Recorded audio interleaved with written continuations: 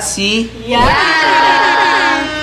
Pero wait lang guys, hindi na namin kayo tatanungin. Dahil gusto na namin kayo i-congratulate dahil first year anniversary nyo na as a love team.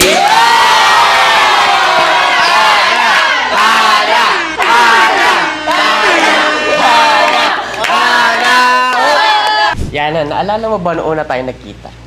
Talaga. August 8, 2023. Mga panahon nagkakahiyaan. Alam mo ba na scientist Ako ako? langit eh. At ikaw yung love ko.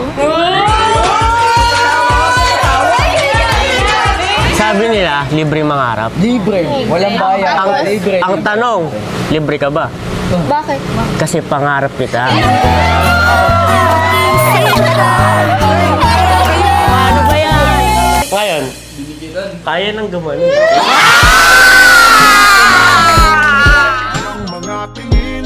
Yung naaalala ko kay Harold, hindi talaga siya nangiti. Nung una ko siyang nakita. Serious person. Ang dami ng banat sa Pilipinas, no? Bakit? Wala tuloy ako maisip na babagay sa'yo kundi ako.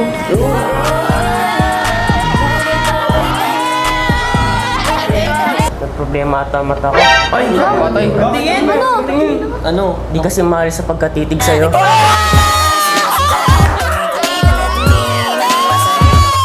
Feeling cool. Piring cool! Piring cool! Yan, naalala mo din ba yung ano? Bininyagan nila tayo sa Stico Challenge. Uy! Siyempre naalala ko yun. Ayun yung ginagawa nila kapag may mga bagong love team, di ba? Kaya ginawa sa atin. May Tapos, civilian ah. naalala mo ba yung first gala natin sa Sky Ranch?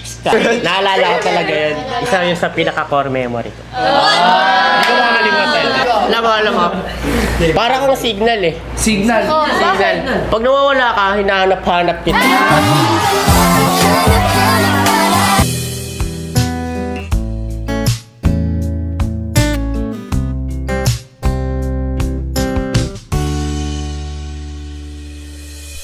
At alala mo rin ba yung mga TikTok na ilang pa tayo sa isa't isa? Ay! Hiyang-hiya. Ilang na ilang. Ilang na ilang.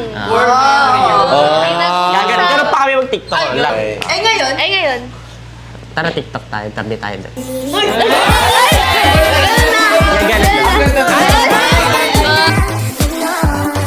Siyempre, sa lahat ng yun, ang pinaka-paborito ko na ginawa natin is yung Jowa Challenge. Pinaka-the best. Talaga unforgettable yan. Best. Siyempre, di natin makakalimutan. Sana, Hanap pa rin sa 2025!